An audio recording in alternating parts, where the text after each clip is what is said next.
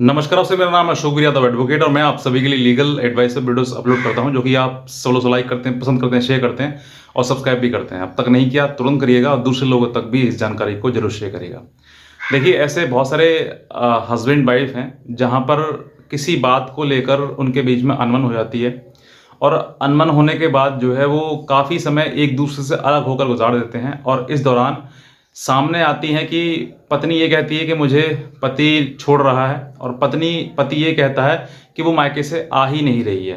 तो कहीं न कहीं इन दोनों बातों के बीच में एक दूसरे के प्रति जो मन में खटास आ गई है या फिर ये चाहते हैं कि भाई वो मुझे कॉल करे, वो मुझसे माफ़ी माँगे या एक दूसरे या पति पत्नी से ये उम्मीद करता है या फिर पत्नी पति से उम्मीद करती है। इसी बात में लगातार एक दूसरे से अलग रहते हैं और काफ़ी लंबा समय गुजर जाता है। अब ऐसे में होता क्या है कि जब कई प्रयास करने के बाद जो है पति हो या फिर पत्नी हो, दोनों की ही बात कर रहा हूँ मैं, काफ़ी प्रयास करने के बाद पत्नी जब मायके से नहीं आती है तो फिर पति जो है वो तलाक का केस फाइल करता है और तलाक के केस फाइल करता है। वैसे जैसे ही फाइल करता है वैसे ही पत्नी चिल्लाने लगती है कि मुझे तो साथ में रहना है, मुझे अलग नहीं रहना है उनसे। तो ऐसे में देखिए, यहाँ पर बात ऐसी आ जाती है कि जब तलाक की नौबत आ गई तभी आपको ये याद आता है कि मुझे अपने पति के साथ रहना है। लेकिन जहाँ तलाक नहीं होता है या फिर तलाक की बात नहीं आती है तब तक आपके मन में यही रहता है कि मेरी ये शर्तें हैं, मेरी ये कंडीशंस हैं, इनको पूरा करो तभी मैं आपके साथ में आकर रहूँगी। लेकिन जब तलाक का केस पति फाइल कर देता है तो उसके बाद आपकी सारी टर्म्स एंड कंडीशन खत्म हो जाती हैं और फिर बस ये ही रट रहती है आपकी, मुझे साथ में रहना है। तो अब क्यों, पहले क्यों नहीं? तो इन सब चीज़ों के लिए आपको ज़रूरी है कि अगर आपको पति के साथ रहना है या फिर पति को पत्नी के साथ रहना है तो कुछ चीज़ों का विशेष रूप से आपको ध्यान रखना है अगर आप अपने रिश्ते को सही चलाना चाहते हैं तो, क्योंकि खराब तो हो ही चुका है। अब यहाँ पर तलाक के पीछे कुछ कारण ये रहे कि पत्नी ने या तो पति का त्याग कर दिया, यानी कि काफ़ी दिनों से वो अलग रह रही है और उसने कभी प्रयास नहीं किया अपने पति के साथ जाने के लिए, लेकिन पति ने कई बार प्रयास किया। इसी वजह से पति जो है वो तलाक का मुकदमा लेकर आया। अब यहाँ पर अगर आपको पति के साथ रहना है, यानी कि पति के साथ आप जब तलाक का केस फाइल होता है कोर्ट में तभी आप कहती हैं कि मुझे तो रहना है, तो उससे पहले भी आप प्रयास करिए, उससे पहले भी आप अपने पति के साथ रहने की प्रयास करिए। लेकिन अगर आप पति के साथ रहना चाहती हैं तो आपको कुछ बातों का विशेष रूप से ध्यान रखना होगा। सबसे पहले कि अगर पति हो या पत्नी हो, अगर आप एक दूसरे के साथ रहना चाहते हैं तो आप मुकदमा बिल्कुल ना करें। एक दूसरे के ऊपर अगर आपने मुकदमा फाइल किया तो उसमें आप कहीं ना कहीं कुछ सच लिखेंगे तो कुछ झूठ भी लिखेंगे। जहां पर झूठ आता है वहीं पर पति पत्नी का जो रिश्ता है वो टूटना शुरू हो जाता है।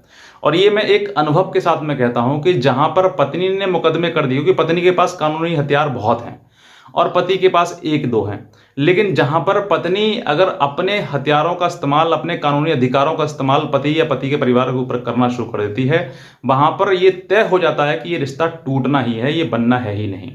ये मैं नहीं कह रहा हूं, बल्कि अब तक जो रिजल्ट आते हैं मुकदमा होने के बाद उनका अनुसार परिणाम क्या आता है वो मैं आपको बता रहा हूं।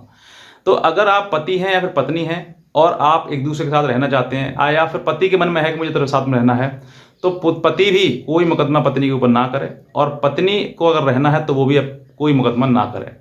अब मान लीजिए मैं कहता हूं कि अगर आपको साल 2 साल हो गए मायके में रहते हुए और आप कह रहे हैं कि सर वो तो दूसरी शादी कर रहा है। कुछ लोग समाज में भी कुछ ऐसे लोग होते हैं जो आपके सगे अपने रिश्तेदार होंगे जो ये बात बताएंगे कि अरे तुम अगर अपनी बात नहीं कहोगी, अपना मुकदमा नहीं डालोगी तो तुम्हारी बात सुनेगा कौन, बाद में कोई नहीं सुनेगा। ये सब झूठ है। इन सब चीज़ों से आपको सिर्फ और सिर्फ उस व्यक्ति से अलग करने की एक साजिश होती है जो कि आप अपने सगे लोगों के द्वारा उस साजिश के एक शिकार हो जाते हैं। जब आप शिकार होते हैं तो आप मुकदमा दायर करना शुरू कर देते हैं, लेकिन मुकदमा दायर करने से आप ये नहीं सोचते कि अगर मैंने मुकदमा दायर किया तो दूसरे पक्ष पर क्या इसकी पीड़ा उसको झेलनी पड़ेगी और अगर वो उसको पीड़ा होगी तो फिर वो मेरे साथ मधुर संबंध कैसे बना सकता है।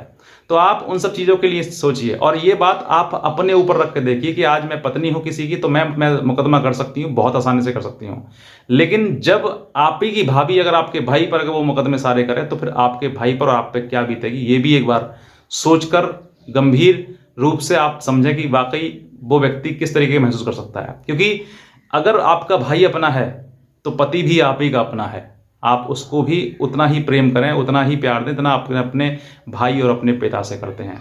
अगर अपने भाई और पिता पे कोई आँच आप आने नहीं देते हैं, या फिर आपको उन पर कोई आँच आती है तो आपको सीने में आग लग जाती है, उसी प्रकार से आप अपने पति और ससुराल को समझिए। अगर उस पर कोई आँच आती है या उस पर कोई बात आती है तो आपके सीने में भी आग लगनी चाहिए, ताकि ये पता लगे कि हाँ, ये मेरा पति है। क्योंकि आपकी खुशियाँ सिर्फ माता और पिता और भाई से नहीं हैं, आपकी खुशियाँ अपने पति से भी हैं।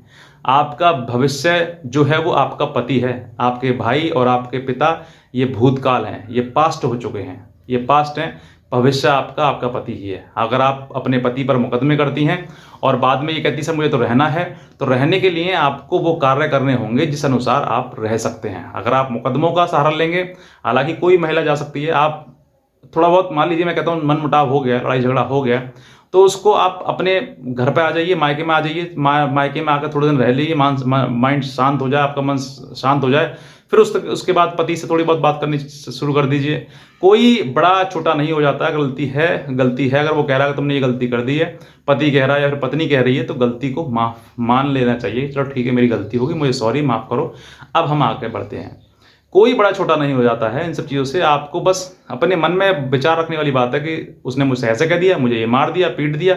अरे पिता भी तो पीट देता है आपको, माँ भी तो आपको डांट देती है, भाई भी तो आपको हाथ उठा देता है, कौन सी बड़ी बात हो गई इसमें।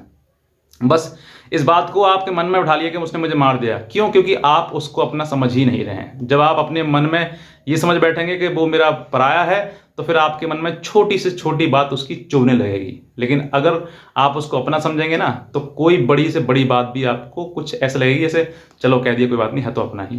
तो ये आपको समझना है कि अगर आपको साथ रहना है तो आपको मुकदमे करने की आवश्यकता आपको है ही नहीं। और अगर मान लीजिए मैं कहता हूँ मुकदमे करने की आपको ज़रूरत पड़ भी रही है, तो आप कुछ समय मायके में बिता लीजिए, साल, 2 साल, 3 साल, 4 साल, 5 साल, अगर 10 साल बाद भी अगर आप मुकदमे करेंगे तब भी मुकदमा आपका हो जाएगा। बस थोड़ा इंतज़ार तो करो आप। अगर आप इंतज़ार करोगे तो इंतज़ार का फल मीठा होता है, आज ना तो कल आपको मिल ही जाएगा। लेकिन अगर आपने इंतज़ार की सीमा पार कर दी और इंतज़ार नहीं किया आपने, और आपने मुकदमे दनादन मतलब ठोकने शुरू कर दिए, तो आप समझ जाइए कि आपका भविष्य में जो परिणाम आएगा वो यही आएगा कि या तो आप पूरा जीवन अकेले काटेंगे, या फिर आप उस व्यक्ति से छोड़कर दूसरे व्यक्ति के साथ शादी करेंगे। तो ये आपके लिए है कि समझना क्या है। मेरा एक उद्देश्य है, एक प्रयास है आपको कि आपको भविष्य दिखाया जाए और आपको जो आपको भविष्य में कोई दुखदाई ना बन जाए। तो यही मेरा एक प्रयास था। बस मैं इतने कहना चाहूँगा। अगर आप नए हैं तुरंत सब्सक्राइब कर लें और दूसरे लोगों तक भी इस जानकारी को जरूर शेयर करें। आज का वीडियो देख लें। आपसे बहुत